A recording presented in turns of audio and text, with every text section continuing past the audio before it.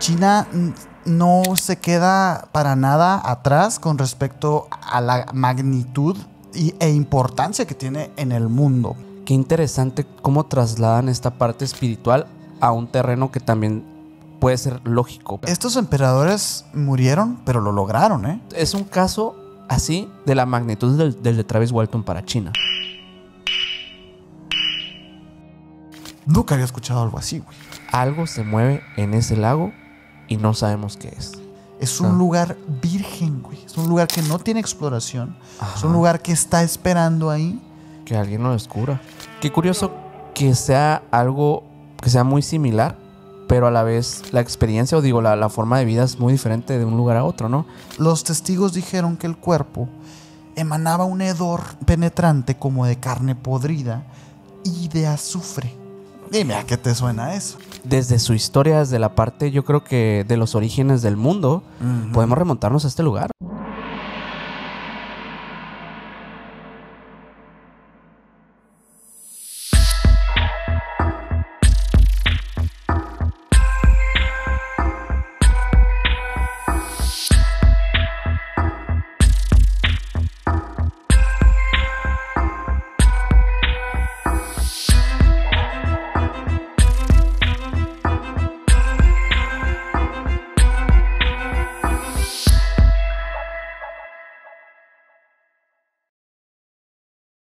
¿Qué onda, Minor? ¿Qué onda, Sergio? ¿Cómo estás? Muy bien, aquí en otro episodio contigo. Sí. El día de hoy traemos un tema muy interesante a la mesa y un episodio que desde hace un rato que no hacíamos, un episodio de grandes misterios. Ajá. Y el día de hoy traemos un gran misterio de un lugar muy particular que nunca hemos hablado en ningún capítulo, ¿eh? Fíjate que no hemos estado coqueteando nada más con la idea Sí. de este país, de este gigante en el mundo y estoy muy emocionado, la verdad. Y bueno, sí, como habrán visto en el título de este video, hoy vamos a hablar de China, De los China. misterios de China, que es un lugar pues bastante grande, es un lugar con muchísimos misterios, desde su historia, desde la parte, yo creo que de los orígenes del mundo, podemos remontarnos a este lugar, o sea, un lugar donde todo se origina básicamente. Hay algo que a mí me encanta de ir a los lugares antiguos, por ejemplo, de México, ¿no? O sea, estos lugares que son casonas que tienen 100 años, 200 años, y me parece a mí como sorprendente siempre que voy y tocar así las cosas que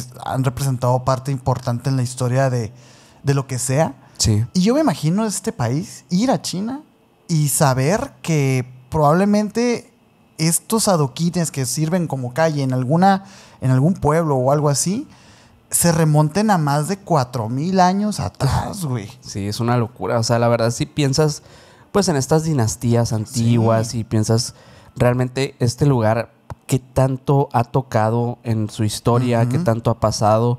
Y es impresionante. La verdad es que ni siquiera me imagino el hecho de cómo se ha conservado tanto esta cultura. Porque realmente es una cultura que lo irán viendo conforme avancemos en este episodio, pero no lo vamos a contar como de una manera histórica, cronológica. Digo, No, nomás no, para no. que no crean que así va a ser el episodio. Ya saben que esos capítulos se centran más como en hablar un poquito del contexto, pero más que nada irnos a esos misterios. Sí, claro. Pero en esos misterios encuentras esos antiguos rastros de una historia que fue escrita desde hace muchísimo tiempo y se conserva hasta la fecha mucho de esto. Fíjate que aquí en Occidente solemos adoptar muchas de las culturas chinas porque sí han habido varias diásporas en el mundo, ¿no? De migraciones chinas que a todo el mundo, ¿no? En general, de hecho, aquí en Sonora nosotros tenemos varios pueblos que se han consolidado por inversión china. Por ejemplo, tenemos a Cananea, tenemos incluso aquí Hermosillo también, que tenía como su barrio chino, pues. Sí. Y también fueron segregados aquí en México y en Sonora, O sea, también. algunas películas ya de ese Sí. tema, ¿no? Que De fue ahí duro. nace mucho, o sea, también el tema del señalamiento de las minorías y todo eso. Los chinos han sido gran parte en todo el mundo. Sin embargo, China no se queda para nada atrás con respecto a la magnitud e importancia que tiene en el mundo, pues, ¿no? Sí.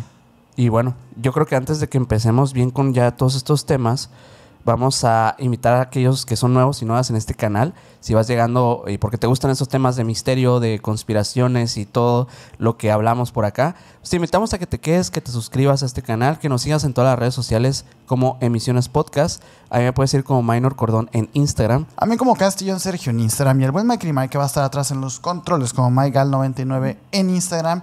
Y el señor tiene 2 canales de YouTube para que vayan y lo sigan, por favor. Y de verdad, muchísimas gracias a los que van llegando, porque sí hemos estado notando últimamente que más personas se van involucrando aquí al abismo. De verdad, muchas gracias. Y bienvenidos a todos. Y también muchísimas gracias a todos los que están viendo en Podimo Archivos Secretos, que es el nuevo programa que estamos llevando para esa plataforma exclusiva.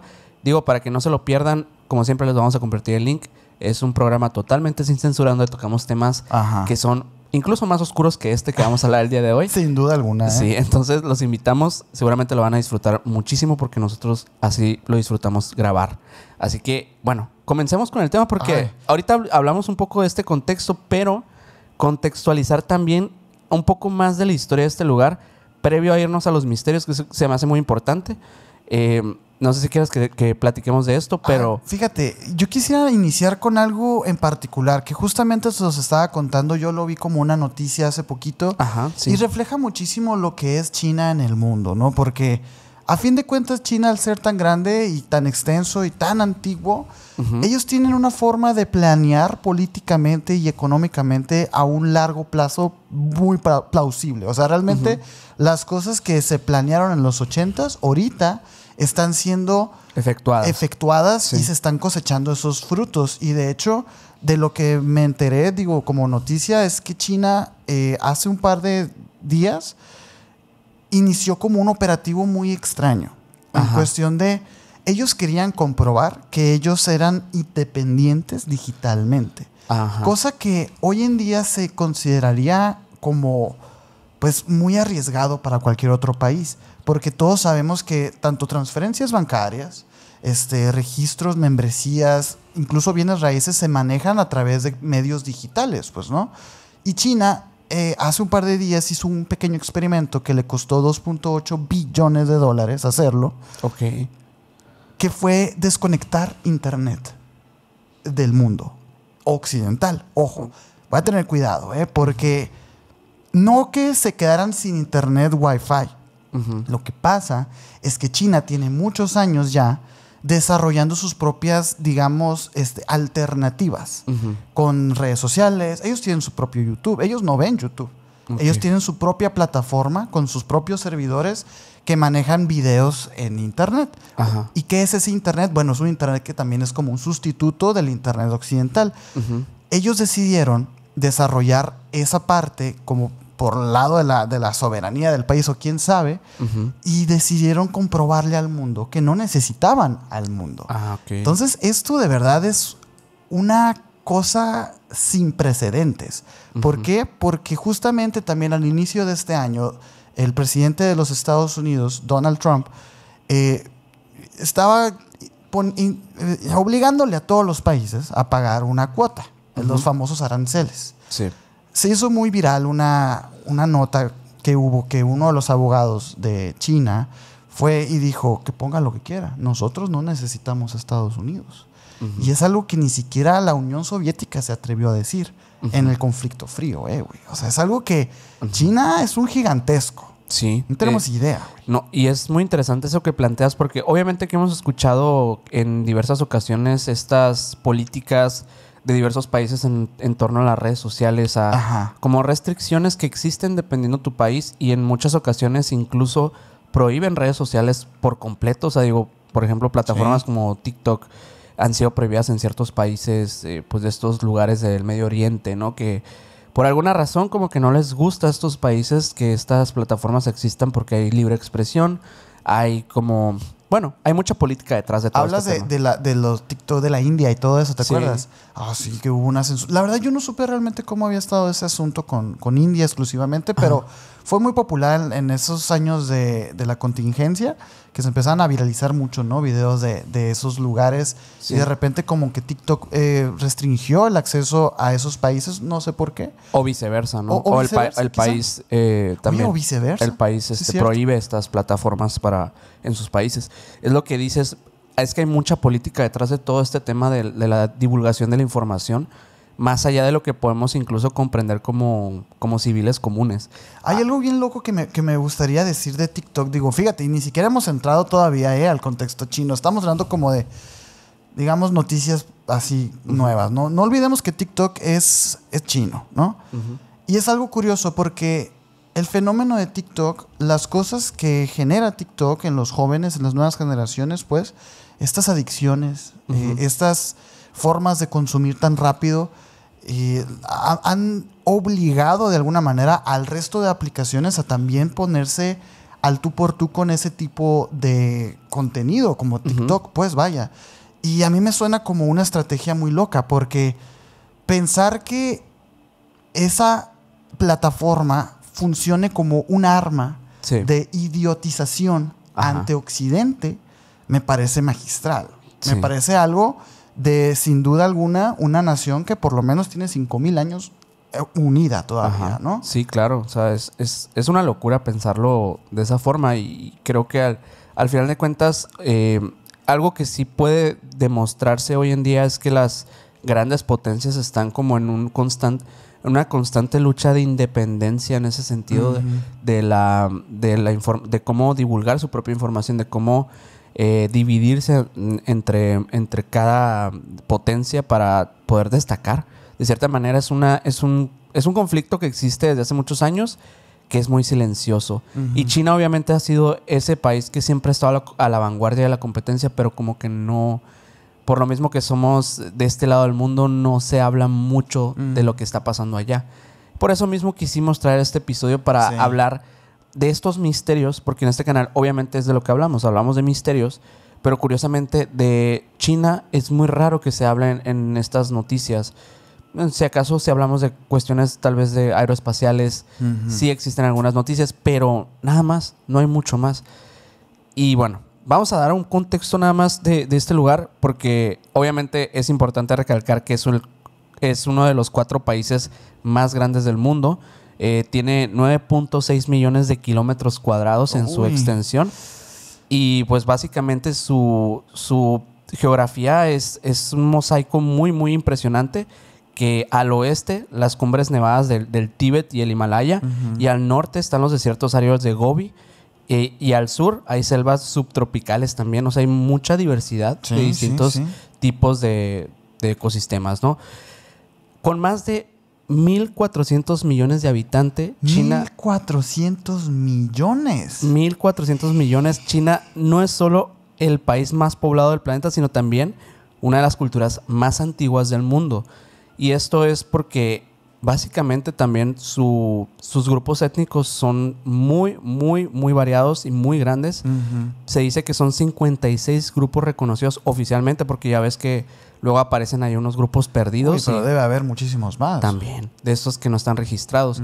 La mayoría se dice que pertenece a la etnia Han, que constituye el 92% de la población, pero en sus fronteras habitan comunidades con lenguas, costumbres y tradiciones que son propias, como tibetanos, como mongoles, como machúes, entre muchos, muchos otros que existen, ¿no? Estos por mencionar algunos conocidos. Pero cada región, obviamente que tiene una identidad muy, muy distinta ahí se dividen mucho las culturas. Y eso hace que China sea un lugar muy rico en también ámbito de culturas, de religión, hay demasiadas cosas, y es por eso que es tan complicado de repente traer un video como este que estamos haciendo y poder englobar un poquito de todo lo que queremos hablar de este lugar, porque definitivamente es uno de los lugares con más cultura en el mundo y la historia. Es indudable e indiscutible. Y fíjate que yo para prepararme para este capítulo me informé un poquito acerca de la mitología china, porque yo creo que, bueno, todos reconocemos a los dragones, al Yin y el Yang, a Buda, a todos estos personajes, a Son Wukong incluso, a este del viaje del oeste. Pero en realidad no sabemos la mitología como tal. O sea, es muy extraño porque cuando se habla de mitología se suele hablar siempre de fantasía pura y dura, ¿no? De relatos de la ¿cómo se dice? De la creación, el hombre, la mujer, los ríos, las montañas.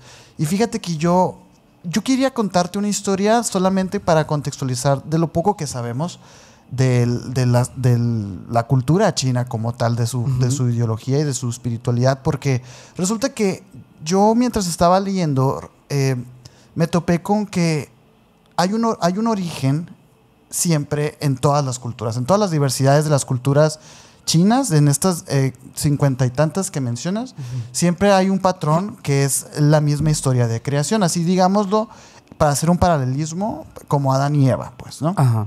En este caso, hay un ser que se llama Pangu. Este ser es muy importante porque de entrada, o sea, te plantea la filosofía china, te plantea que todo era neblina antes, una neblina como entre gris, sí, gris, entre gris totalmente, ¿no? Gris. El gris es muy importante, sí. Entonces, de repente, en ese neblina gris se empieza a condensar todo y surge un huevo. Okay. Y de este huevo se empiezan a dividir. Ese gris se hace el blanco y el negro, que es lo que luego conoceríamos como el yin y el yang. Pero hazte de cuenta que lo importante de esto es que empieza a crecer tanto ese huevo y empieza como a condensarse y a presionar tanto las cavidades, digamos, del cascarón, que se empiezan a formar, digamos, como dos partes muy similares y que están en constante como agua y aceite, que no se pueden mezclar, pues, ¿no? Sí. Y dentro de ese huevo sale un ser que es Pangu, que tiene una hacha en la mano. Okay. Y esa hacha hace que tanto el yin y el yang se separen, hazte de cuenta, ¿no? Okay. Lo corta y ya con eso ya ninguno de los dos quiere, digamos, más que el otro, digamos, ¿no? Y cuando sale todo esto, Pangu sale y empieza a enseñar el tema del equilibrio, del yin y el yang, porque el yang no es malo ni el yin es bueno. O sea, en realidad uno no puede existir sin el otro. O sea, de eso se basa en realidad toda la cultura china, pues. O sea, no es bueno y malo, sino es equilibrio. Okay. Y de ahí surge el karma, y de ahí surge el dharma y todo eso. Y es que hay una mezcla como de diversas corrientes filosóficas religiosas también, porque ellos tienen pues el taoísmo, el budismo. Uy, eso es mucho después, ajá. Y es como que muchas de estas cosas, o sea, se forman también o complementan estas filosofías antiguas que dices, qué interesante cómo trasladan esta parte espiritual a un terreno que también puede ser lógico, puede haber como mucha búsqueda de la verdad, o sea, y te das cuenta también como pasaban en Europa también, que aquellos eruditos que buscaban como respuestas, pues recurrían a ciertas prácticas que pues eran entre una mezcla de la ciencia con otra pizca de magia, o sea, que eran los famosos estos alquimistas, ¿no? Y en China pasa lo mismo, o sea, como que esa misma escuela, que no es la misma, o sea, digo, se desarrollan de manera prácticamente similar, pero no es la misma escuela la alquimia china con la alquimia de Europa, ¿no? Es increíble cómo en ambas, o sea, cómo llega desde años más antiguo, como este conocimiento de querer encontrar respuestas a través de la magia y del conocimiento puro de como la materia, de lo que estamos aquí. Ay, es que la verdad, sí, escuchar o leer de la mitología china sí te hace abrir un poquito la cabeza en cuestión de que a lo mejor la mitología sí sirve como un vehículo de lo real a lo fantasioso, porque al final de cuentas, te digo, Pangu muere, o sea, fallece por cuestiones de la vida, y su cuerpo, de sus ojos, hazte cuenta, salen de las cuencas y uno se hace la luna y otro se hace el sol, sus cabellos se hacen las estrellas, sus músculos se hacen las montañas, hazte cuenta que su pecho se hace como sus órganos y todo esto se hacen como las cosas del agua y así. Entonces, nos habla mucho del equilibrio del ciclo de la vida, de cómo la muerte también da vida. Y de ahí, como dices, surge realmente, ahora sí que son las religiones, porque también del cuerpo de Pangu también salen los dioses. Que los dioses y los demonios sí son diferentes en este tipo de mitologías, porque los dioses son, digamos, superiores al ser humano, pero siguen siendo un poco humanos. O sea, de hecho, el primer emperador de China, el emperador amarillo, decían que era un dios. Y de hecho decían que él había bajado de un dragón metálico y todo esto. O sea, que luego también ahí nos empiezan a dar unas pinceladas a lo mejor de alguna referencia externa al ser humano, pues, ¿no? Externa al planeta. Okay. Y es lo interesante de ver las mitologías, no es tomártelas como a pecho, pues, ¿no? Y decir, es que es falso nada más. No, es que no es que sea falso o sea mentira. Es una forma muy linda de entender la realidad a las circunstancias que ellos tenían, porque recuerden que se supone que estas filosofías nacieron hace más de 5,000 años. Entonces es muchísimo tiempo. Hay una cosa que a mí me pareció bastante curiosa pues de encontrar acerca de un poco de la arqueología de China. Te lo voy a contar aquí un poco para que platiquemos de eso porque es muy, muy interesante. Esto pasa en las montañas de Yunnan. Se dice que unos arqueólogos descubrieron que el territorio chino fue habitado hace 1.7 millones de años. 1.7 millones, pero por ahí te va. Ay. Encontraron 2 dientes y unas herramientas rudimentarias de piedra hallados en un yacimiento en este lugar. Abrieron un debate en torno a realmente pudo la humanidad haber surgido en Asia y pues tener como algún vestigio muy antiguo que no se conocía, que no se tenía registro de esto. Y es aquí donde surge, pues digamos, no es un mito porque esto en realidad como tiene un nombre, o sea, le llaman el hombre de Yuan Mou, que, bueno, los dientes encontrados de Yuan Mou es en la provincia de Yunnan. En 1965 fueron atribuidos a un homínido primitivo que vivió ahí hace aproximadamente 1.7 millones de años. Okay. Junto a ellos aparecieron estas herramientas de piedra simples, pero cosa que sugería que era un homínido que tenía la habilidad para poder construir herramientas y poder, pues... Pero fue hace mucho tiempo. Muchísimo. Prueba que aquellos habitantes no eran animales simples, ni tampoco eran un tipo de, digamos que de ser humano contemporáneo tampoco, porque no es una tecnología muy avanzada. No. Pero sí habla de que había seres capaces de tallar y transformar su entorno por necesidades que tenían. Supieron hacer uso de herramientas. Este hallazgo convierte a China en uno de los lugares con la ocupación humana más temprana del planeta hasta el momento registrado. Ok. Sin embargo, la escasez de restos pues ha dejado muchas preguntas en torno a que quiénes eran realmente estos seres. Un pariente muy cercano a lo que conocemos hoy como el ser humano, como el Homo sapiens, tal vez el Homo habilis, algún homínido que ya tuviera estas habilidades para poder construir, para poder tallar y tener la comprensión de que necesitaba estos objetos para realizar ciertas hazañas para la supervivencia. Y es aquí cuando sale otra cosa que también se investigó en algunos años en China. Décadas más tarde, otro hallazgo revoluciona la visión de la evolución humana. El hombre de Pekín. Sus restos fueron encontrados en una cueva llamada Zhoukoudian, a 50 kilómetros del suroeste de la capital china, entre 1921 y 1937. Se trataba de fósiles de Homo erectus datados entre 800,000 y 230,000 años atrás. Okay. El hombre de Pekín tenía un cráneo robusto, cejas prominentes y una estatura similar a la de un ser humano moderno. Vivía en un entorno frío y hostil, pero sabía utilizar las herramientas de piedra, tenía dominancia del fuego, era un ser ya bastante avanzado e inteligente.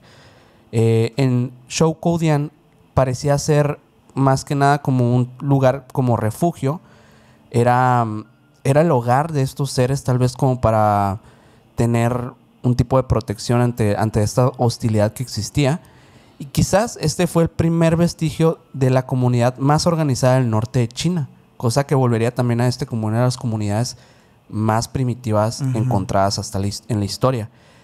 Pero bueno, ya para el segundo conflicto mundial, los restos originales del hombre Pekín, cráneos, huesos y herramientas fueron embalados para ser trasladados a Estados Unidos con el fin de resguardarlos del avance japonés, pero nunca llegaron a su destino. Ay, güey. Se esfumaron en este caos de conflictos y algunas teorías apuntan a que fueron robados intencionalmente durante el transporte y otros dicen que tal vez se perdieron en el mar cuando el barco que los transportaba fue hundido. Hay incluso quienes creen que aún permanecen ocultos en alguna colección privada o en algún almacén militar secreto para estudio. Lo cierto es que lo que hoy se exhibe en los museos de Pekín no son los fósiles originales, o sea, lo que aparece ahí que puedes ver en fotografías. Son moldes y réplicas de aquello que se encontró en aquellos años, por lo cual sigue siendo un misterio aquella comunidad del hombre de Pekín. Pensar que realmente se originó la civilización en Asia sí es muy tentador. Y tengo entendido que incluso los científicos muchas veces se han preguntado eso, ¿no? Sí. Creo que se ha determinado que fue en África, donde supuestamente se originó la vida. Es donde mayormente se ven como los... hacen unos trazados como de las rutas que tomaban los homínidos antiguos.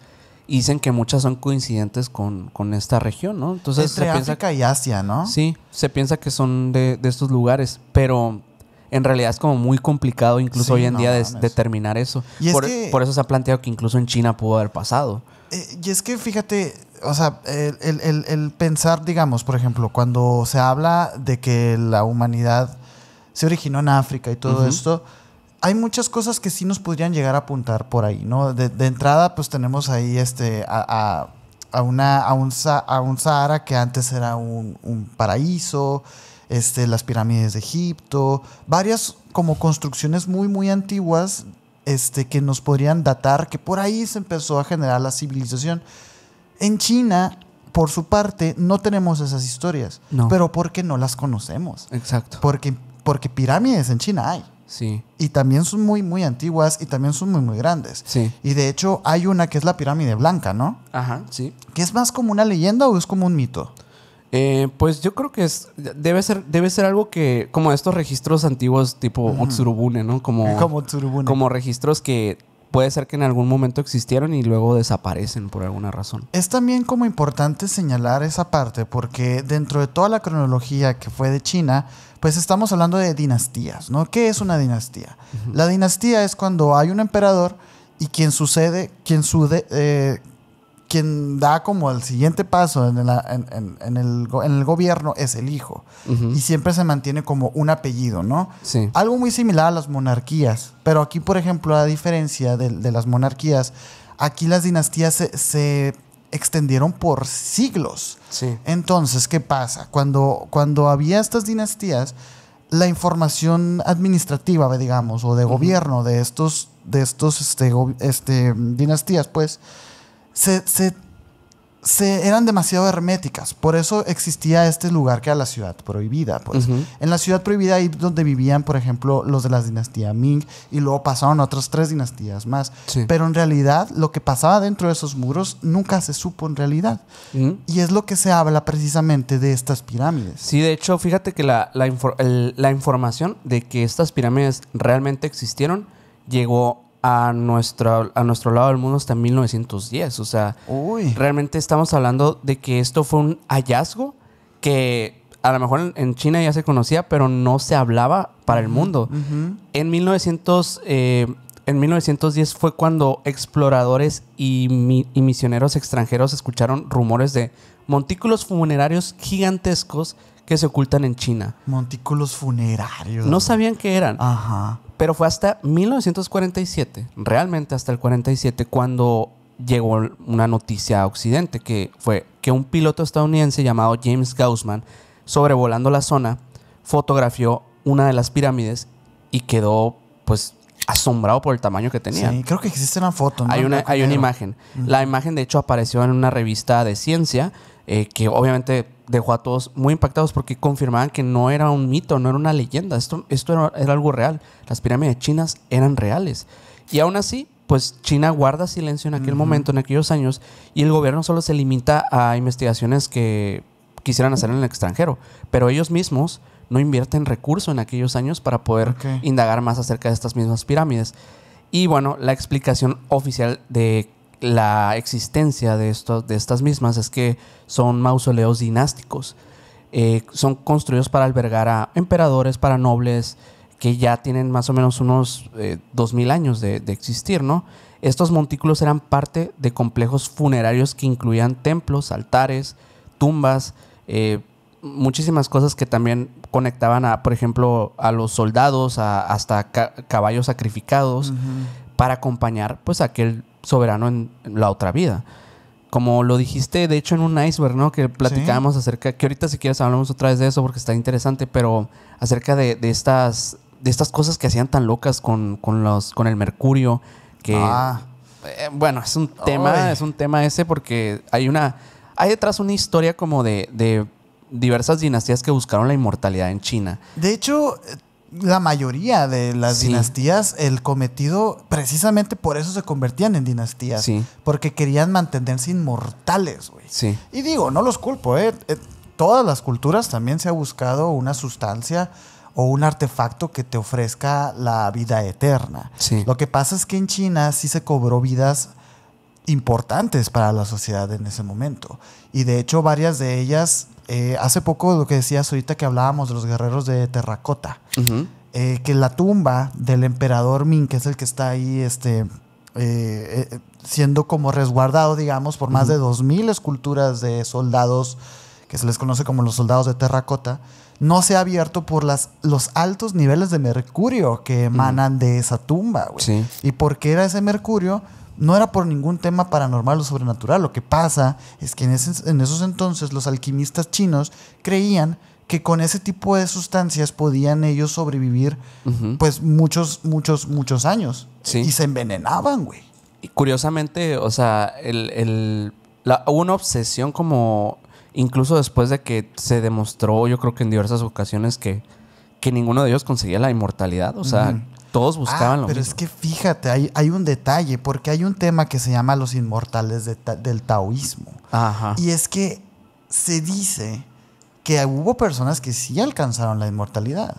Y de hecho, tanto en China como en el Tíbet y en Japón se hacen todavía estos rituales. Si quieres que te cuente un poquito. Va, sí. Mira, hablemos en la eso. Tradición taoísta, ya desde el siglo IV a.C., surge la idea de que el ser humano puede trascender la muerte física y convertirse en un xian. El xian es un inmortal. Como te digo, o sea, en realidad ellos basan mucho sus creencias, bueno, no sus creencias, sino como sus actos, sus rituales, en este principio básico que te conté al principio de Pangu, que es el tema del equilibrio y de la materia como convertida, pues, ¿no? Entonces, basándose en eso, ellos empezaron a experimentar científicamente y biológicamente, ¿no? Sí. Sin saberlo, ¿no? Sin esas palabras, obviamente, pero siempre era el mismo cometido, encontrar la vida eterna. Los textos fundacionales como el Zhuangzi y más tarde la alquimia taoísta describen que el universo está regido por el Dao, una energía cósmica eterna. El Dao es, digamos, el éter, no sé, como la fe, ¿no? El ki, el chi. Es una energía... Esa es la energía que mantiene el universo unido, pues, ¿no? Se supone. Ellos creían, los taoístas, que quien se armonizaba con el Dao podía escapar del ciclo del nacimiento y de la muerte. Ok. O sea, trascender. Ya no iban a nacer y ya no iban a morir. ¿Qué significa esto? Pues que ibas a convertirte en un ser infinito. Entonces, estos inmortales pues no eran dioses. O sea, no se convertían en dioses, sino eran hombres y mujeres comunes que tras varias pruebas, tras varios rituales, alcanzaban pues lo imposible, que era ser infinitos, pues, ¿no?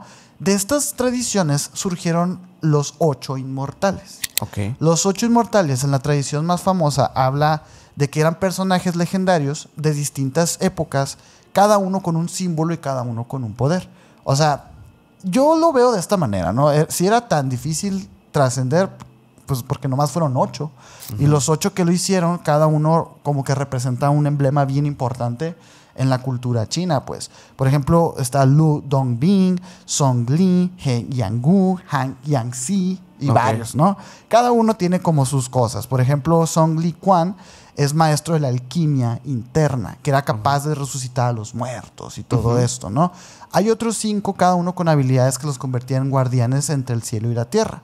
Estos personajes aparecen en la literatura. Obviamente no eran personajes históricos. Eran los 8 inmortales del taoísmo, hazte de cuenta.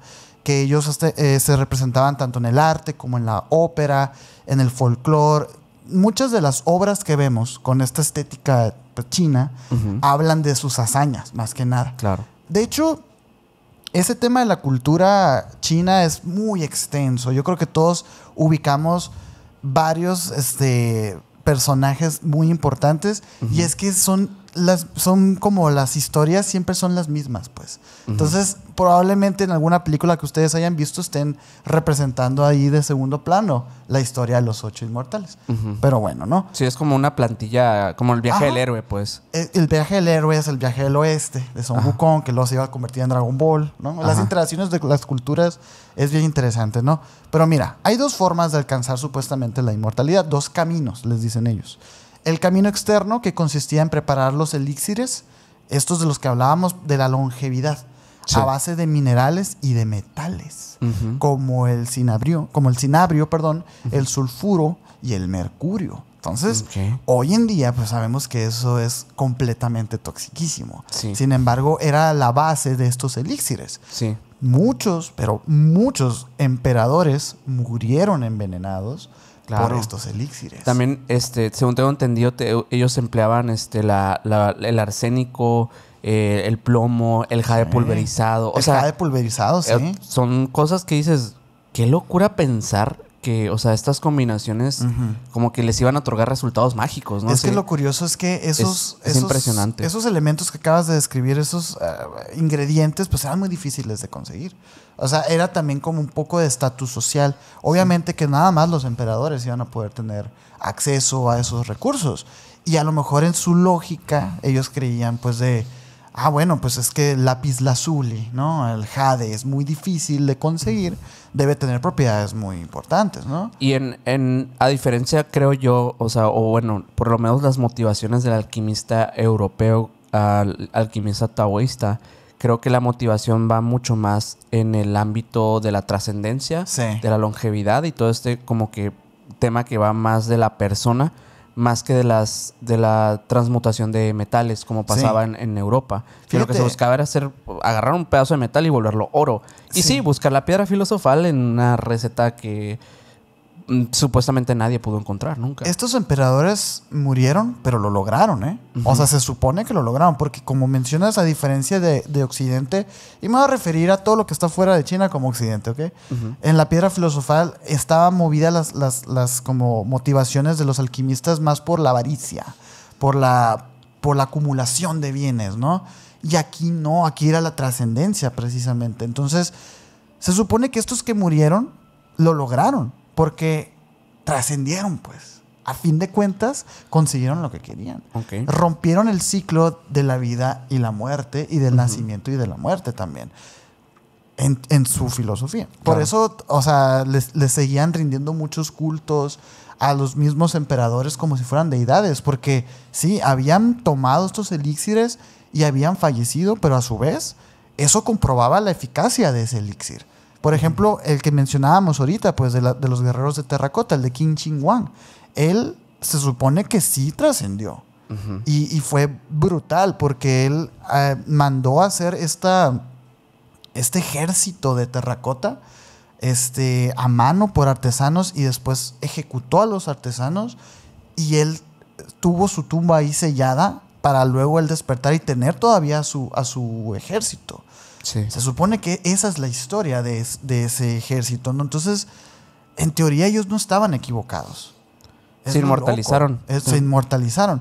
Y la otra, ya te acuerdas que te dije que eran dos caminos. Bueno, la otra, la alquimia, era la alquimia interna, que era una práctica pues un poquito más espiritual, más digamos fuera de las esferas geopolíticas importantes. Aquellos que no tenían recursos para conseguir estos metales, pues se dedicaban más bien a las prácticas espirituales, a las meditaciones, a la respiración, la dieta y los ejercicios energéticos. Y de hecho, más ligado al taoísmo como más tal. Ligado, de hecho, esta es la que trasciende tanto en India como en Japón, y en el Tíbet, pues la que se practica, que es como el ser momificado en vida. O sea, el hecho de que el cuerpo era visto como un microcosmos en el que el practicante debía refinar su energía vital, que es el ki, hasta transformarla en un cuerpo de luz. O sea, algo así, no tanto por, digamos, el tema externo de ingerir recursos que te daban más poder espiritual, sino ellos mismos adquirirlo a base de meditaciones y todo esto.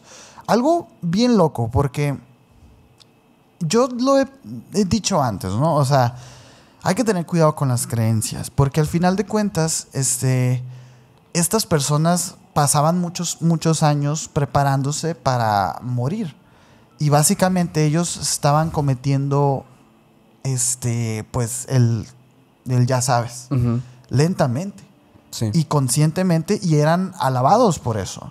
Entonces, hay que tener cuidado con las creencias, porque, pues sí, es peligroso. Es peligroso y además, pues, o sea, los registros lo demuestran, ¿no? Todos aquellos emperadores que lo intentaron, pues todos envenenados. Todos fallecieron por las mismas causas. Y es que la búsqueda, como lo hemos dicho en otros episodios, de un recurso tan imaginario y tan complejo como el hecho de decidir ser inmortal, son cosas que el ser humano simplemente no está hecho para ellas. Y por alguna razón, como el universo te castiga si lo intentas. Al final de cuentas, todos aquellos alquimistas que lo intentaron, pues simplemente terminaron desaparecidos en la historia. Y es así como también se acaban muchos de esas antiguas prácticas. O sea, esta alquimia es mucho más antigua de la que hemos hablado en este podcast. Y de hecho, creo que en Occidente se usaba mucho. ¿Te acuerdas que mencionaban de que las antiguas artes de Oriente, ¿no? Y era como un tema de que los chinos tenían conocimientos escondidos antiguos. Bueno, sí. O sea, sí era muy antiguo y sí eran conocimientos que pues eran completamente ajenos a la lógica de Occidente. Sí. Por eso eran tan llamativos. Cuando pasa todo el tema de los circos y así, los mediáticos, los trucos de magia y todo eso, allí las personas chinas que habían sufrido las diásporas a Inglaterra o a Estados Unidos, pues cobraron mucha importancia porque ellos se sabían trucos que no se sabían en Occidente, güey. Sí. Y sorprendieron a todo el mundo. Sí, y eso es por una de las razones que, o sea, se vuelve más interesante esta historia, porque nos habla un poco también de la influencia en cosas que ya de por sí son misteriosas, y pensar como que hay algo todavía más atrás de eso es más antiguo y más misterioso, porque hay menos probabilidad de tener registro de eso, es más interesante. Y de hecho, por eso mismo me quise meter a investigar un poco acerca de otro terreno que abarcamos en ámbito de misterio, que es la ufología en China. Uy, sí. En China también hay mucho... ¿Existe un Roswell chino? Pues no sé si decirlo Roswell chino, porque o sea, como que China no le tiene tanto respeto a los casos estadounidenses, ¿no? Pero resulta que en 1990, esto es más moderno de lo que creemos, ¿eh? O sea, no es tan antiguo como podríamos pensarlo, porque como que el interés por la ufología empieza a surgir hasta años medianamente recientes. O sea, no te estoy hablando desde hace 200 años, no. Allá en China. En China. O sea, como que la ufología llega muy, muy contemporáneo. Sí, pues como en todo el mundo, ¿no? Por ahí de 20, 30. Sí. Aunque yo creo que sí hay lugares... O sea, Estados Unidos creo que es de los lugares donde más temprano se empezó a ver. Pero bueno, en 1990, cuando China empezaba a expandirse, comenzó también la fascinación por el tema de los ovnis. Y ahí surgió una figura muy peculiar, Chan Jinping, un investigador aficionado, carismático y polémico.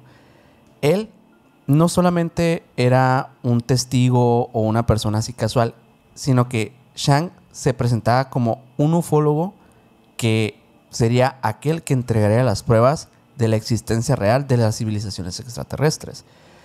Para él había, pues, muchas respuestas en aquellos objetos voladores que se avistaban en los cielos en aquellos años, que se fotografiaban, que habían cientos de testigos, que en todas partes del mundo se estaba viendo, curiosamente. Y es ahí que él empieza a hablar de una civilización que eran emisarios de un imperio cósmico con un mensaje concreto para la humanidad. Según Chang, sus contactados provenían del sistema estelar Sirio, uno de los más brillantes del cielo, pues, en la noche, ¿no? De hecho, es del más, creo.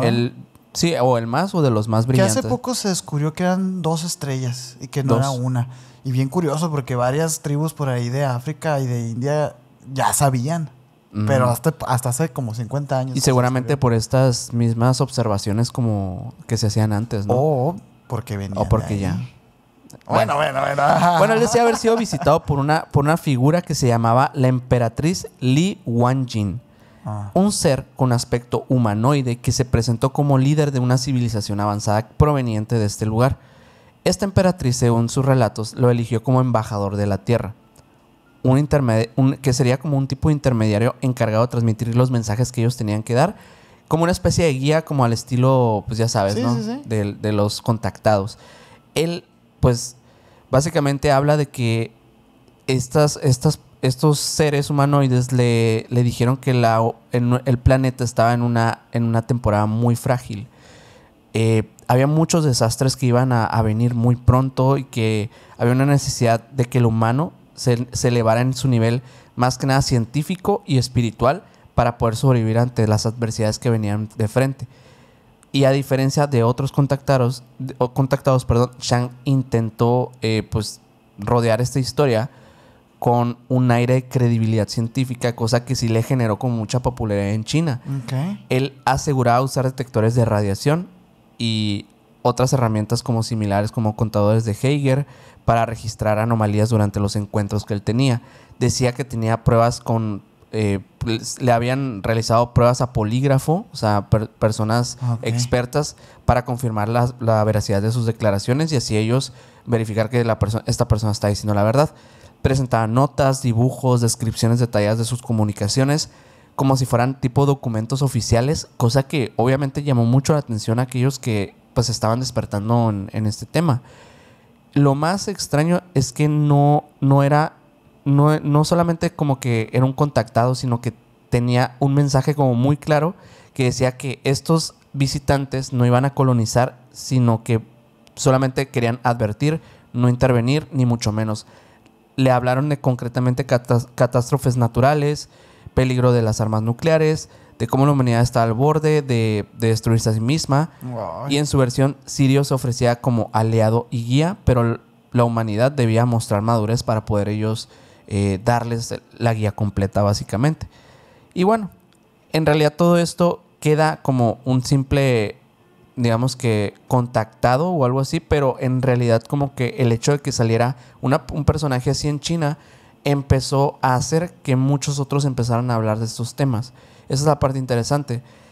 Ya esto es otro hecho que pasa en 1994. En verano de 1994 pasó un incidente que fue el incidente de Meng Xiaogou, que también le llaman el abducido de la montaña Fénix. En verano del 94, en la provincia de Heilongjiang, al noreste de China, un grupo de trabajadores forestales se encontraba talando árboles en una zona conocida como montaña Fénix. Entre ellos estaba Meng Xiaogou, un joven leñador de carácter fuerte pero sencillo, acostumbrado a estar en ambientes del bosque y trabajar en estas tareas del día a día del campo, Claro. de los bosques. Una tarde, junto con sus compañeros, divisaron un objeto brillante que parecía haber descendido del monte. Al principio pensaron que era un helicóptero que estaba por la zona, quizá que podría ser de ámbito militar porque se veía diferente a los que antes habían visto. Pero cuando intentaron acercarse, Meng fue alcanzado por un rayo de luz tan intenso que lo derribó de inmediato, y esa fue la primera señal de que estaba a punto de entrar a un montón de historias más extrañas que lo iban a acompañar con el tiempo. Según yo, sí, ese incidente sí es muy famoso, ¿verdad? Es como de los más famosos abducciones, por lo menos en China, En sí China. es de los más conocidos. Y sí, es algo muy importante esa parte porque si las pirámides, güey, no son mediáticas, Sí. es porque hay una represión muy grande de control de información, pues, en Sí. China. Entonces, si esto salió, Uh-huh. es que es fuerte. Sí, y estos relatos de hecho nos pueden recordar mucho a relatos como el de Travis Walton, ¿no? Estas cosas que pasan por el occidente, que dices, qué curioso que sea algo que sea muy similar, pero a la vez, o sea, la experiencia o digo, la forma de vida es muy diferente de un lugar a otro, ¿no? Y estas personas obviamente interpretan estos fenómenos como de otras maneras que nosotros. Sí. Digo, es un punto interesante que analizar, pero bueno, ¿qué pasa después de esto de que el rayo lo derriba y solamente pues queda ahí como mareado y no sabe qué sucedió? Pues pocas noches después del suceso, Meng relata que mientras dormía, una figura extraña que era de aspecto femenino atravesó la pared de su habitación, como si se tratara de un tipo de holograma o algo así. Medía casi 3 metros de altura, tenía 6 dedos en cada mano y el cuerpo cubierto de un vello que era como grueso y trenzado en las piernas. Meng juró que fue elevado en el aire y mantenido en contacto íntimo con esta criatura que se le manifestó. Tras el encuentro, descubrió en un muslo una marca de unos 5 centímetros como si hubiese sido quemado o cortado con algún instrumento quirúrgico. Ese detalle fue como una de las cosas más interesantes porque fue lo que lo convirtió en un relato de los más comentados en el ámbito de la ufología china. El 16 de julio de ese mismo año, Meng afirmó haber sido abducido por completo. Según su testimonio, es elevado a una nave donde estos mismos seres gigantescos lo llevan y le hablaron en un extraño chino con acento extranjero. Y ahí le mostraron imágenes de un lugar que él asimila a Júpiter. Un lugar muy similar a Júpiter, asegurando que ese era su mundo de origen. Con el tiempo, obviamente, los ufólogos chinos dijeron esos seres eran de Júpiter. Eran los famosos seres de Júpiter, ¿no? La historia aún se va más lejos cuando Meng asegura que estos visitantes eran un tipo de refugiados cósmicos que habían huido del planeta porque el planeta se estaba muriendo. Los recursos se estaban acabando y necesitaban un refugio con otros seres que dejaran albergar ahí a su comunidad, a su civilización. Según él, incluso le revelaron que en 60 años nacería un hijo suyo. Pero un hijo suyo que sería atribuido a la figura femenina esta que atravesó su pared aquella noche. Un híbrido. Pero en 60 años. En 60 años. Obviamente que lo que más llamó la atención de los creyentes de esta historia fue que Meng aseguró haber visto en las pantallas de la nave un cometa estrellándose contra Júpiter. Apenas unas semanas después, el julio de 1994, el mundo entero observó el impacto real del cometa Shoemaker-Levy 9 contra el planeta gigante. ¿En serio? Cosa que dejó a todos de que, ¿qué? O sea, esta historia fue la de una persona que pudo ver a través de estas pantallas el futuro de este lugar. ¿Realmente esta historia es real? ¿Qué tanto hay de ficción? ¿Qué tanto se sabe acerca de todo esto? Obviamente que el caso llamó mucho la atención de diversos investigadores de todos tipos, ¿no? Pero principalmente los ufólogos que querían entusiastas saber qué onda con este señor, con este leñador. Me imagino que los científicos regulares dijeron es mentira ya. Sí, claro. Esto es un caso así de la magnitud del de Travis Walton para China. Entonces estamos hablando del caso más importante de China en la ufología, de abducidos. En el 97, el Club de Entusiastas OVNI de la Universidad de Wuhan investigó a Meng durante meses. Concluyeron que el primer encuentro, el objeto brillante en la montaña, podía tener algún fundamento, pero descartaron como casi con certezas falsas las partes más extraordinarias, es decir, la abducción, el contacto sexual, las revelaciones sobre Júpiter. En 2003, otro investigador llamado Shan Jinping, que te mencioné al principio, el contactado, lo sometió a una prueba de polígrafo como las que se sometía él mismo, la cual Meng pasó sin ningún tipo de problema. Sin embargo, en una sesión de hipnosis falló, lo que dividió aún más a la comunidad. ¿Pero cómo que falló? Porque cuando lo entrevistaron, la historia no era consistente con lo que él había contado antes. Pero sí estaba hablando igual de aliens y así. Sí, estaba hablando de abducción, de una abducción, pero ya la historia del relato no coincidía.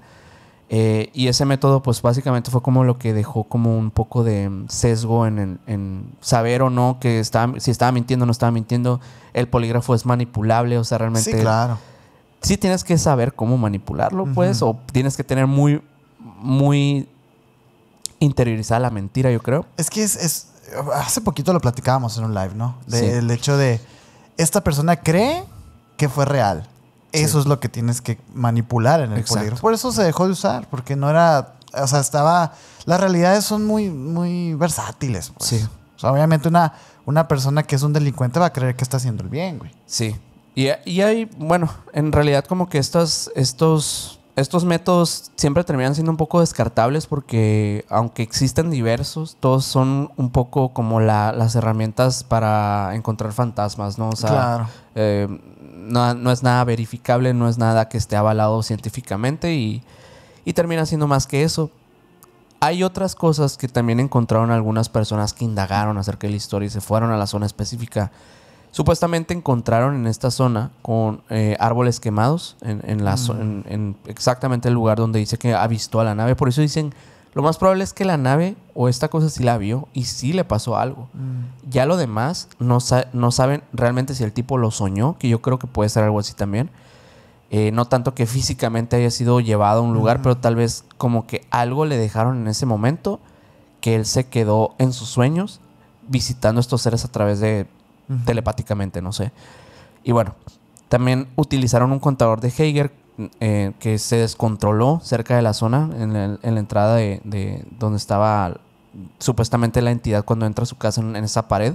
Es donde pusieron este medidor y se descontrola. Y aunque nunca hubo publicaciones científicas que respaldaran estas pruebas, esos testimonios, junto con los otros, digamos que dejaron al caso como un tipo de caso no verificable, y es ahí cuando entra pues la ufología, pues tanto del fan de la ufología como de aquel que realmente quiere saber la verdad. Y el relato de Meng pasó solamente a la imaginación popular de uno de los casos más importantes de la ufología china. Obviamente los científicos chinos dejaron el caso básicamente desmitificado, dijeron que todo era una mentira.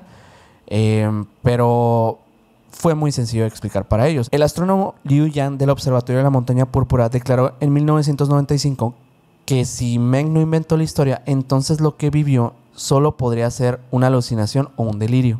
Otros recordaron que en la década de los 90, cuando estaba esta fiebre de ovnis y que estaba este contactado que te comenté ahorita, pues realmente muchas revistas especializadas y este tipo de cosas hablaban de un montón de rumores que pudieron haber alimentado la historia de Meng para dar con este tipo de descripciones de los seres, de seres humanoides, de seres gigantes, de seres que venían de Júpiter, de naves extraterrestres que se encontraban en los bosques. Como que estudió el vato, pues.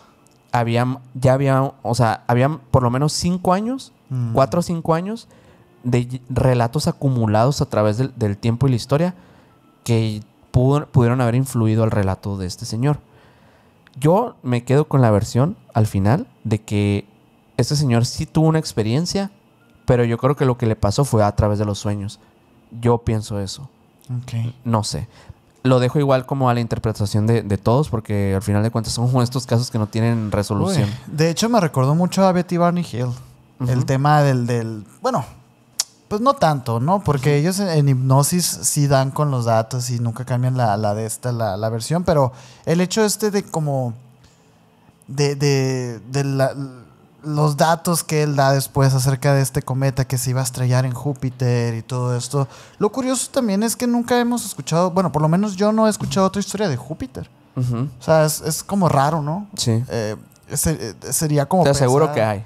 Probablemente, ¿no? Estoy seguro de eso. Sí se habla de que los seres de Júpiter, sí se habla de los seres de Marte, o sea... Se habla de que en todos los planetas hay seres. Solo es que es muy difícil imaginar que tanta extensión de terreno no tenga vida, ¿no, güey? Sí. No, y imagínate, sería una locura también imaginarte la clase de seres humanoides, no humanoides, físicos, no físicos que existen en todos los planetas, ¿no?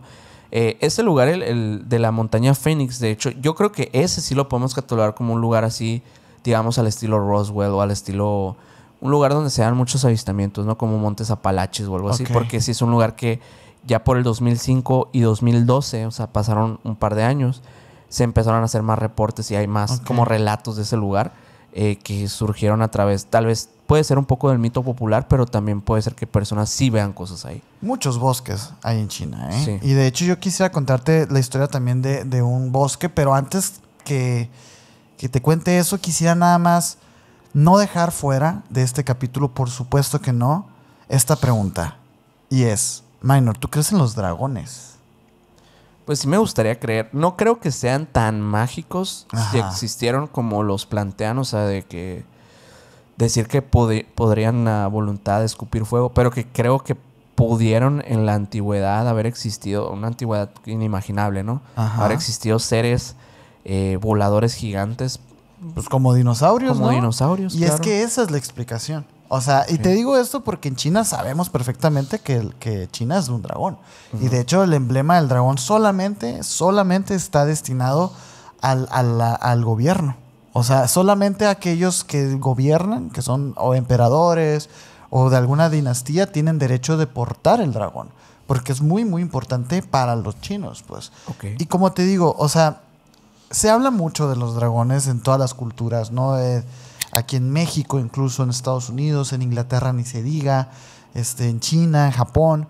Y cada como cultura tiene su propio dragón. En China, por ejemplo, hay muchísima diversidad de dragones, ¿no? Y yo quisiera contarte unas historias que leí por ahí acerca de dragones chinos que sí me hicieron un poquito como dudar, porque dentro de la explicación que existe siempre es eso, ¿no? Huesos de dinosaurios. Ujú. O sea, el hecho de que excaven aquellas culturas de antes y vean unos huesos gigantescos con dientes, ¿no? Y que parecen así como reptiles, bueno, pues completan la historia y entre mitología y todo, pues se crea este mítico ser, que es Claro. el dragón, ¿no? Yo estoy como tú, a mí también me hubiera gustado, o me gustaría más bien, como creer que estos seres tal cual así existieron. Porque existen varios, ¿no? Existen los que son de 4 patas con alas, los de 2 patas y que las de enfrente son como murciélagos, Ajá. los que no tienen alas, los que... Y el Hay de dragón muchísimo. chino que es como larguísimo, o sea... El dragón chino tiene sus propias características. Sí. Y es que de hecho, y esto a lo mejor les suena a alguno que otro, pero a los dragones se les llaman los Long, Como Shenlong como Shenlong. de Dragon Ball.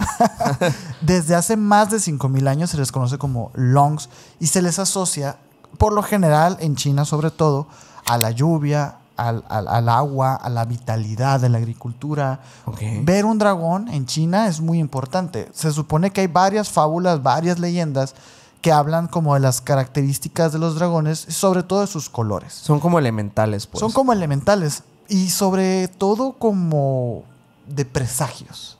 Porque si tú ves un dragón blanco, es que viene la muerte. Ok. Si ves un dragón negro, es que hay una desgracia por venir. Si ves uno azul, es que va a llover. Si ves uno verde, y sabes, ¿no? Como que cada color tiene Sus cosas. sus cosas. Por ejemplo, el rojo es el de los conflictos bélicos. Ok. O sea, que se hablan de fábulas famosísimas en China de personas que ven un dragón rojo y que luego suceden conflictos bélicos importantes, ¿no? De Ok. dinastías y todo eso. O Ajá. sea, como que siempre empiezan así las historias. Muy loco, es muy, muy loco, ¿no? Y bueno, según la leyenda, el pueblo chino es descendiente de los mismísimos dragones. ¿Por qué? Porque el primer dragón y el primer emperador de China, que es conocido como el emperador amarillo, Ajá. que decían algunos pues que él había bajado de un dragón metálico del cual pues nunca se ha vuelto a ver y que él trasciende de la misma manera. Vuelve a venir el dragón metálico y se lo lleva. Dime, ¿a qué te suena eso? Un ovni cigarro. algo así. Ajá, y bueno, en la misma cosmovisión ufológica, la nave nodriza Es el del ovni cigarro es ese, ¿no? Ajá. Entonces, bueno, hay varias características, ¿no? El dragón chino no es un simple animal como lo conocemos aquí, sino es más bien, fíjate, con la misma descripción de las características nos damos cuenta de como el significado del dragón, ¿no? Porque fíjate, tiene cabeza de camello. Fíjate qué curioso, yo nunca lo había interpretado como un camello, Ajá. pero se supone que sí. O sea, que el rostro que Como conocemos Este camello. es de un camello. Ok. Y cada vez que lo digo me lo visualizo más, pero yo nunca lo había Sí, yo asociado, tampoco, güey. ¿no? Es la cabeza de un camello, ojos de un demonio, cuernos de ciervo, escamas de pez, que dicen que 117 en total. O sea, porque también hay otros textos antiguos que hablan de las escamas del dragón, ¿no? Que son muy importantes. Garras de águilas, bigotes de bagre y melena de león, con un cuerpo de serpiente gigantesco, que puede ser, ahora sí que depende del dragón que quieras tú explicar, porque hay dragoncitos chiquitos como Mushu de Mulan, Ajá. y hay dragones gigantescos como Shenlong en Dragon Ball, Ajá. dentro de la misma mitología, ¿no? Ahora, después de decirte esto, quisiera nada más contar dos pequeñas historias de dragones, porque es curioso. Son curiosas estas historias, güey. Mira, el historiador Wang Ya fue un erudito de la dinastía Jin, del siglo IV después de Cristo. Es muy antiguo. Él fue autor de un texto conocido como el Qi Ji, que en español sería los registros de lo que se perdió. Fíjate, en el siglo IV ya andaban haciendo recopilaciones de lo que se perdió. No, es que es una locura China, ¿eh? Sí. A mí me parece... Bueno. En este libro, él recopiló algunos relatos antiguos, anécdotas, algo así como las 1001 noches, digamos, ¿no? Una de esas historias se situaba en la región de Huayan'an, en la actual provincia de Anhui, y hablaba de un evento que pasó, algo que fue un antes y un después para esa pequeña aldea, porque en ese pequeño lugar se cayó un dragón. Desde el cielo lo vieron caerse así. Según el relato, en un día tormentoso, los habitantes de Huayan'an vieron en el cielo una criatura enorme, enormisísima, así, de cuerpo serpentino, escamas brillantes, que estaba luchando entre las nubes y los relámpagos, como una escena muy mística, me lo imagino yo, ¿no? Me imagino también que debe de haber un montón de ilustraciones de esto. Vamos a intentar ponérselas por acá. Bueno, la criatura se supone que cayó desde las alturas, golpeó la tierra con un estruendo que sacudió todo el poblado, y cuando se acercaron los aldeanos, descubrieron que no era un animal común, sino que era un dragón alado, que tenía cuernos, bigotes largos y un cuerpo cubierto de escamas. El dragón, herido y debilitado, aún estaba vivo. Los aldeanos lo cubrieron con esteras de arroz, con estas como mantitas de arroz, y lo alimentaron con animales sacrificados, etcétera, ¿no? A los pocos días la criatura perdió la vida, desgraciadamente. Y los textos no narran, digamos, como que el dragón fuera salvaje. Al contrario, narra que el dragón era sabio, que era inteligente, que podía hablar con los aldeanos, etcétera. El caso es que los aldeanos recogieron su cuerpo y lo enterraron en un montículo al que hoy llaman la tumba del dragón. Y esa es la parte interesante. Sus huesos fueron conservados en algunas partes. Algunos dicen que se blanquearon como el marfil y otros que emitían un resplandor azulado por las noches. Durante generaciones, ojo, recuerden, esta historia se cuenta como una recopilación antigua. Es en el siglo IV después del Cristo. Entonces, imagínense la antigüedad de esta narración. El punto más perturbador de esto es que los campesinos aseguraban que quemar fragmentos del hueso en los rituales hacía llover. No hay evidencia. Ese montículo hoy se recuerda, y sí, por esta historia y todo, pero no hay huesos ahí. Los cronistas posteriores iban a decir, bueno, es que a lo mejor no era un dragón, sino precisamente huesos de dinosaurio, que fueron venerados, y que con a lo largo de los años pues se fueron repartiendo esos huesos y se perdieron para siempre. O como te digo, o sea, que los campesinos solían quemar partes de los huesos, pues digo, tarde o temprano se iban a terminar los huesitos, pues. Entonces por eso ya no hay evidencia de esa historia como tal. Y yo sí dije, bueno, pues eran huesos de dinosaurio. Fin de la historia, ¿no? Seguí leyendo. Y me topé con otra historia. Esta no es tan antigua. Sigue siendo muy antigua, pero no es tan antigua. En 1618, en esos tiempos, China estaba bajo la dinastía Ming, una de las más longevas y las que tuvo como más hermético el país.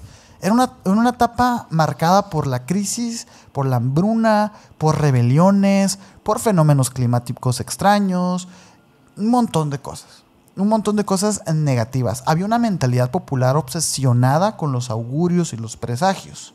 Una etapa muy de superstición. Y fíjate que cuadra con Occidente, ¿eh? En ese tiempo estaban las casas de brujas. Era temprana Edad Media y todo. Estaba media, ¿no? Más o menos. Entonces, tiene sentido, ¿no? En este ambiente, cargado de tensiones, los cronistas registraron el hallazgo de un ser que encajaba con las tradiciones de los dragones. Según el Ming Shilu, que es un libro que era Los Anales Verdaderos de los Ming. En una aldea de la actual provincia de Jiangsu apareció el cuerpo de una criatura sin vida tras una tormenta. La descripción de esta criatura era cuerpo alargado, como una serpiente gigante, cubierto de escamas, poseía 2 cuernos curvos en la cabeza y tenía una melena corta, como de león. Lo que obviamente nos indicaría que es un dragón. Aquí viene la parte interesante, porque hoy en la actualidad podríamos llegar a pensar que, bueno, era un cocodrilo, ¿no? Cocodrilo grandote. Mira, en esas épocas se usaba una medida, que era la medida de sang, así se llamaba en ese entonces. El sang equivale a 3 metros. Esta criatura medía 10 sang. Es una criatura gigantesca, güey. No hay ningún cocodrilo de ese tamaño, ni anaconda, ni nada. El olor, los testigos dijeron que el cuerpo emanaba un hedor penetrante como de carne podrida y de azufre. Esa es la parte loca también. Porque el azufre sí se les vinculaba a estas criaturas por el hecho del escupir fuego y todo eso, ¿no? Entonces estaba extraño. Los pobladores, pues obviamente quedaron muy aterrados cuando lo vieron y muchos como que lo sentían como un mal augurio contra la dinastía. Los ancianos del pueblo organizaron un ritual improvisado ofreciéndole incienso, comida al cuerpo ya sin vida del animal güey. Algunos campesinos cortaron estas escamas y los huesos para guardarlos como amuletos de poder. Entonces, otros huyeron incluso temiendo que la muerte de un dragón desataría calamidades sobre la región. La noticia llegó incluso a los magistrados locales, que eran como la escala de poder un poquito más arriba de los campesinos, quienes enviaron hombres para investigar este hecho. Y llegaron y checaron el cadáver, que ahí se encontraba todavía, y lo describieron como demasiado extraño para clasificarlo como una criatura común. A mí me parece sumamente interesante cómo, a pesar de este ambiente tenso y de malos augurios y todo, ver esta criatura y todavía pensar así como que, es demasiado extraño. Óyeme, pues si se supone que tú eres el que cree en esto, ¿no? O sea, no sé, me suena mucho, me resuena mucho, pues, ¿no? Para los chinos de la época no se trataba de una fábula, era un hecho que debía quedar en los registros imperiales. Y de hecho, ahí es donde yo saqué esta historia, güey. Sale en los mismos registros oficiales de las dinastías Ming. O sea, fue un avistamiento 100% real. Fue un avistamiento 100%. Ahora, la pregunta aquí es, ¿qué era? O sea, porque sí, o sea, yo te digo, yo quisiera que los dragones fueran reales, pero toda la evidencia apunta a que eran huesos de dinosaurios que encontraron en la antigüedad y que de ahí se forjó el mito. Pero entonces, ¿este ser qué es? Porque era un ser con carne, con hueso, con piel, con escamas, y que estaba ahí y que quedó registrado oficialmente, güey. Y es que biológicamente no podríamos decir que es un dragón porque o sea, evidentemente la mitología del dragón como tal no creo que sea... Es que requiere ciertas características mágicas para ser un dragón. Sí, exacto, mágicas. Pero como tal, un ser que pueda asimilarse bastante al dragón como un tipo de críptido, ¿sí? O sea, un ser que no se ha registrado, que no se sabe propiamente ni siquiera a qué grupo a qué especie pertenece. Tal vez ese ser puede ser un dragón, ese hipotético dragón, o por lo menos el más... ya ves que cuando se encontró el dragón de Komodo, pues le pusieron así porque parecía un dragón. Sí, literal.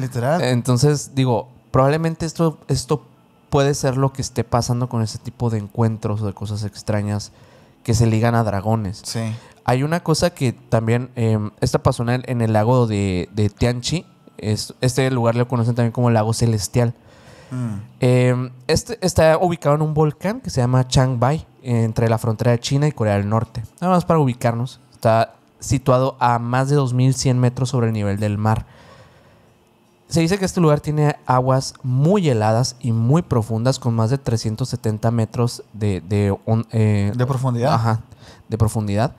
Pero por lo mismo, como es muy inaccesible, como es muy complicado este lugar, se ha hablado mucho de que hay ciertas digamos que evidencias que muestran que este lugar contiene presencia de criaturas desconocidas, no registradas. Hay uno de los primeros relatos que aparece, es en 1903, en una crónica muy, muy, muy conocida, pero también muy remota en términos de conocimiento de quiénes eran las personas que estuvieron y todo esto, pero sí aparece como los primeros registros de avistamientos. Había unos soldados chinos que patrullaban la región, que aseguraron haber visto un animal enorme emerger del lago. Lo describieron con el tamaño de una vaca, con piel oscura, movimientos bruscos en el agua, y el relato fue recogido por periódicos locales. Lo hablaron así como una nota corta, como una nota pequeña, que decía: soldados avistan criatura extraña en el lago celestial. Era todo. Punto. Y algunas ilustraciones ahí como de un ser raro. Pero la cosa empezó a tomar más forma cuando en 1962, ya algunos años después, el caso se consolidó mucho más. Porque esto pasó frente a 100 testigos. Ay. Entre ellos había soldados también, habría visitantes de la zona que afirmaron haber visto criaturas gigantes nadando en un tipo de formación.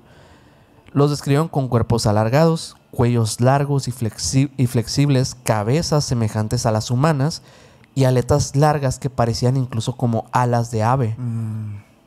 El detalle más extraño era esto, que aunque estos seres eran gigantes, eran muy grandes, nadaban de manera sincronizada como si se trataran de peces pequeños. Era como una especie de entidad organizada como mente colmena o algo así. Ok. Era un cardumen, hazte de cuenta, casi. Parecía algo parecido, pero te digo, gigante. Ajá. Este episodio marcó a este lago ya no como un rumor aislado, como los soldados que te dije al inicio, sino como la versión asiática del lago Ness. Ándale, sí. Décadas después, en el 2007, un turista captó un video de lo que parecían ser formas oscuras desplazándose bajo la superficie del lago. La grabación fue analizada en medios chinos y provocó un resurgir del mito aquel de 1962. Quienes lo vieron describieron varios seres nadando juntos con movimientos ondulantes y apariciones repentinas como si emergieran y desaparecieran en cuestión prácticamente de segundos. Aunque muchos escépticos dijeron que podría tratarse tal vez de sombras pareidolias o simplemente bancos de peces que se acumulaban en ciertas zonas.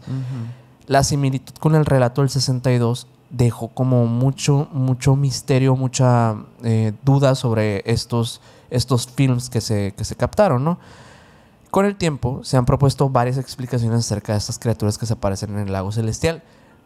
Se dice que puede ser que sea un tipo de fauna común de grandes peces similares a los bagres o algo así, pero como una especie muy grande, o que tengan alguna deformación genética. Otros hablan de que tal vez los relatos estén muy exagerados y realmente se trate sí de algún tipo de ser que se manifieste ahí, pero que no sea como las dimensiones que se dice que es gigantesco y todo esto. Y otros también hablan de que pueden ser las sombras proyectadas, o sea, pareidolias que se forman por lo mismo del complejo donde se dio este lago, que puede ser también una de las cuestiones de la turbulencia del agua y todo esto.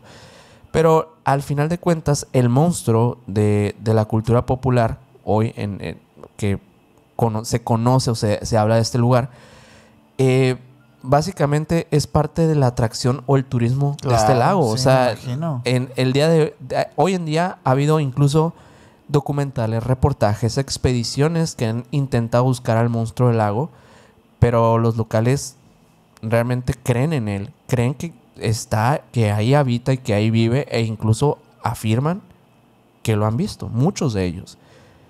Algo se mueve en ese lago y no sabemos qué es. ¿Y no se plantean que sea un dragón?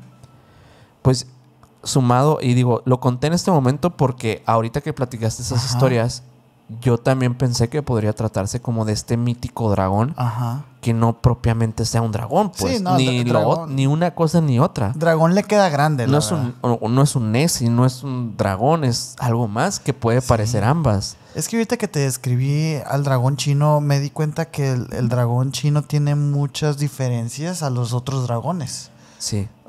De entrada, la asociación, mira, a diferencia de otras de otras culturas, el que está asociado al dragón más al fuego, ¿no? A los volcanes, a los vientos, a las montañas.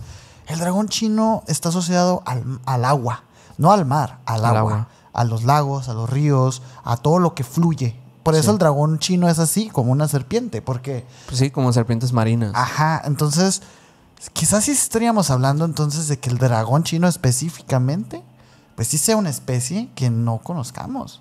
Que sería muy interesante. Oye, sí. Pero ibas a hablar de un bosque. Sí. Que me interesa porque luego decimos que hay estos paralelismos de montes Apalaches con regiones de estas partes del mundo. Ajá. Digo, ya vimos un tipo Roswell, ya vimos un tipo... Ahora vamos a ver el tipo Triángulo de las Bermudas chino. Ok. Es que es lo que te digo, China tiene todas las alternativas, ¿no? Todas las versiones. Las versiones. Y es que este bosque es el bosque de Heizhuo. Ajá. El Heizhuo. O también el Valle del Bambú Negro. Así es como se conocería aquí en Occidente. Este se encuentra en la provincia de Sichuan, en el suroeste de China, dentro de una reserva natural, que eso de la reserva natural es nuevo, ahorita les voy a decir por qué, que tiene más de 180 kilómetros cuadrados de montañas, valles, ríos, cuevas, de todo tipo de como ecosistemas de ese tipo, ¿no? Sobre todo hay algo que permanece ahí muy latente, que es la niebla. Siempre hay niebla. Okay. Por la humedad, por la altura, quién sabe, pero siempre hay niebla. Es un ecosistema como muy raro. ¿Por qué? Porque tiene una especie de bambú que es un bambú negro. Okay. Entonces esto hace que el bosque en sí, además de que es muy frondoso y que tapa la entrada de luz y todo esto, pues hace que se vea todavía más oscuro, que de más, digamos, miedo a los que van y lo visitan. Ahora súmale la neblina, súmale también que hay muchas cuevas profundas, una fauna poco estudiada, que qué curioso este término. ¿Por qué? Porque en general la fauna y la flora y la fauna en todo el mundo se estudia desde el primer momento en el que el hombre pisa ese territorio, ¿no? Y es muy poco común que se describa un lugar como con fauna poco conocida. Ajá. ¿Qué significa esto? Desde puntos de vista en el que a lo mejor y hay más osos panda o hay más otra especie de coyote, ¿no? Un coyote chino un poquito más alargadito, no sé. Desde eso hasta estas bestias que acabamos de describir ahorita. Sí. O sea, puede haber lo que sea ahí. Okay. O sea, está poco estudiada la fauna ahí. Los locales, de hecho, la llaman el laberinto natural.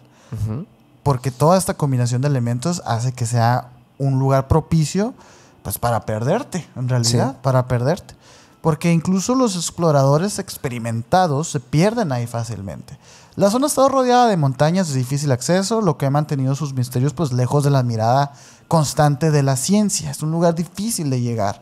Desde hace más de un siglo, se reportan desapariciones masivas y misteriosas. A ver, les acabo de describir el ecosistema de este bosque. Me van a decir entonces, pues no es tan misterioso que haya tantas desapariciones, ¿no? Pues sí y no. ¿Por qué? Porque a su vez no debería de desaparecer tanta gente.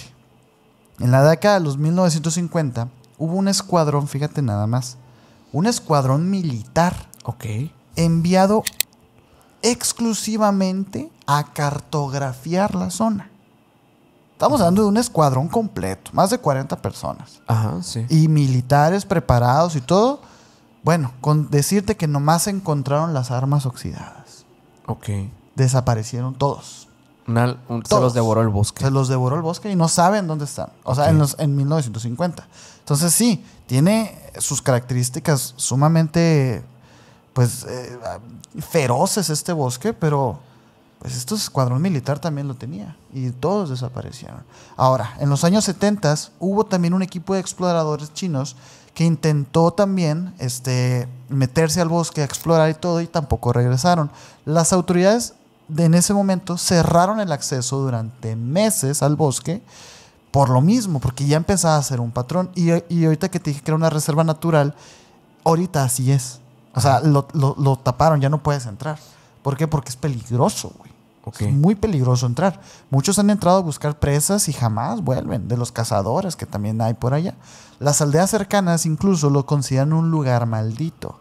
En la memoria popular, Heizhua es un sitio devorador de hombres, comparable al Triángulo de las Bermudas. Por eso es que la asociación ahí. Quienes han ingresado a este bosque, pues hablan de ciertas experiencias inquietantes, ¿no?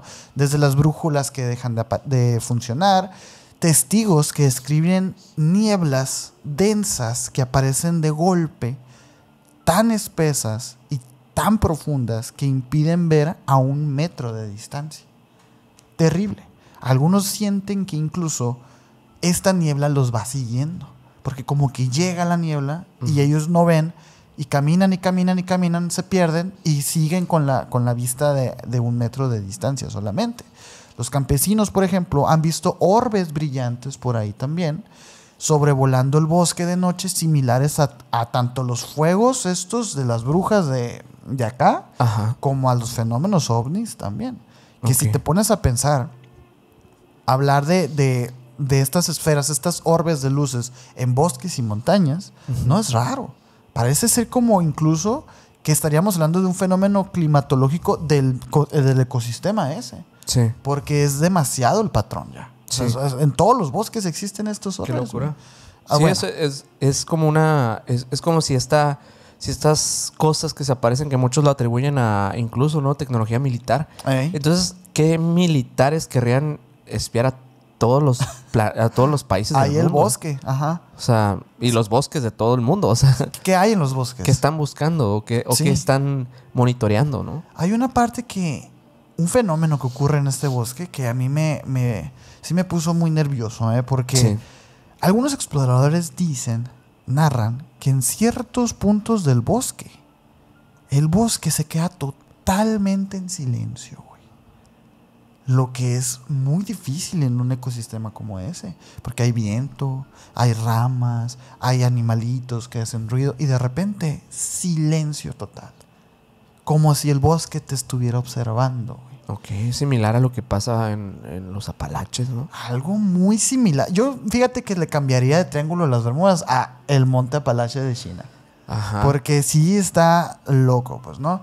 Tengo aquí, por ejemplo, unos testimonios también que han hablado de algunos sobrevivientes del lugar que hablan acerca de este tipo de cosas, pues, ¿no? Incluso hubo un grupo que se adentró y que cuando regresan, ellos relatan que encontraron los restos de una persona que estaba tirada, pero que dicha persona estaba como un muñeco de papel, deshidratado.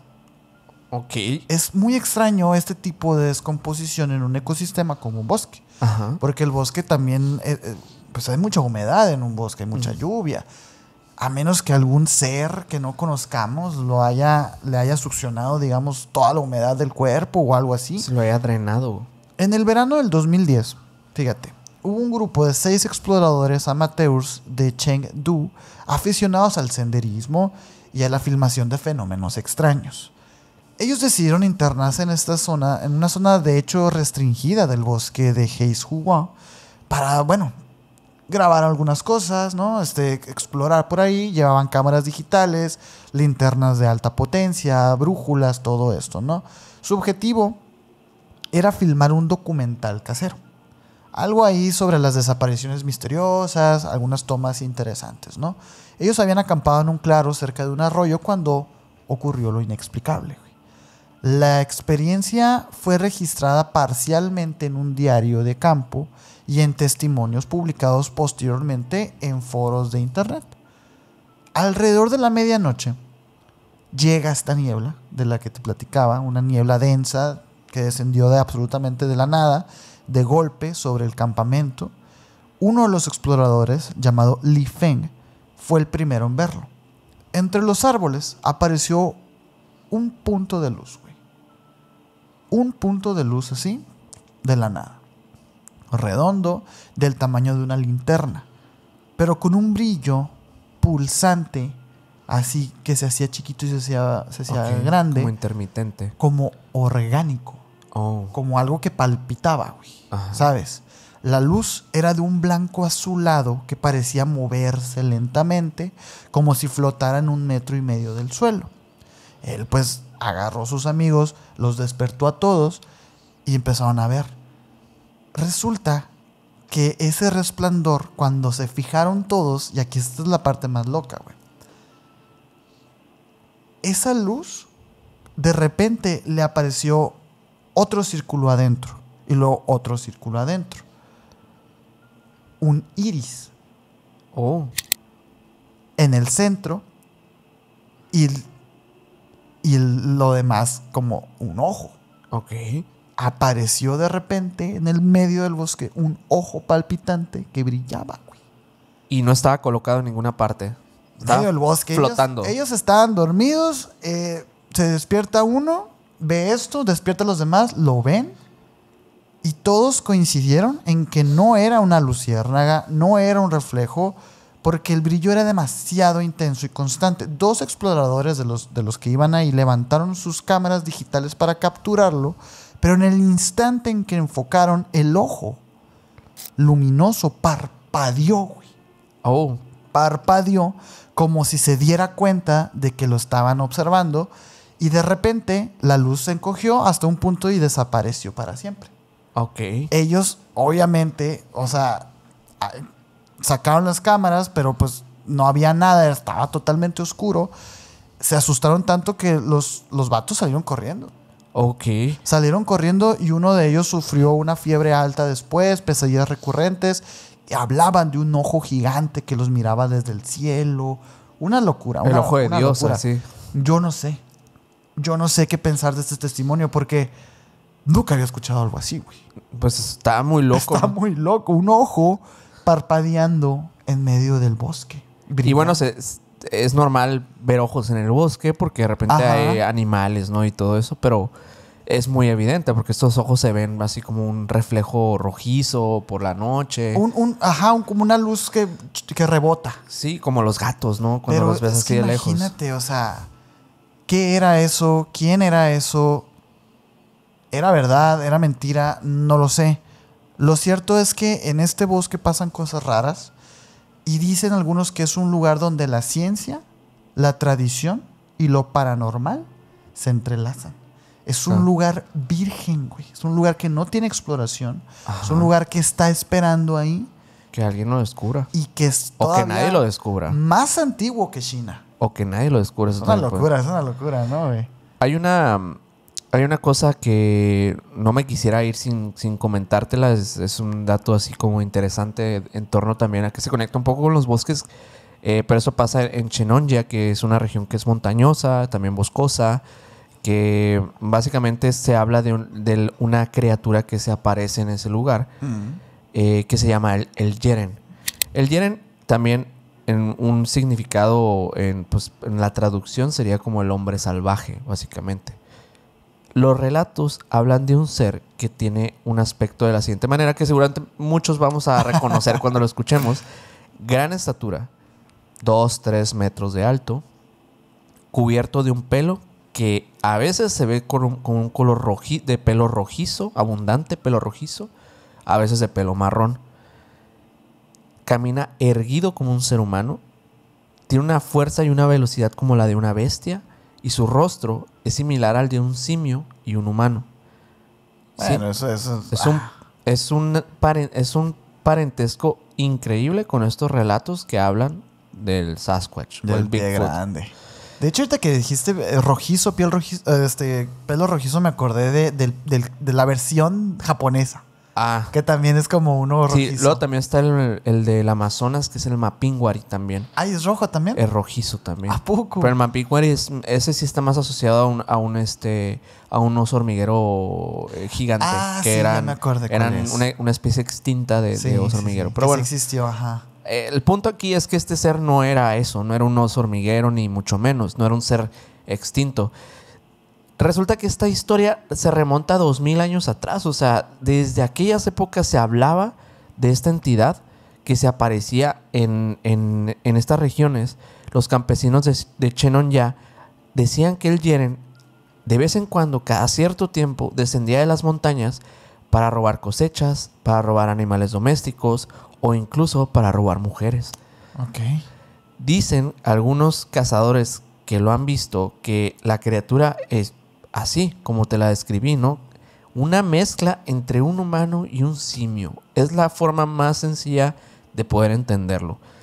Pero su aspecto, su olor es como el de un animal. Así lo dicen.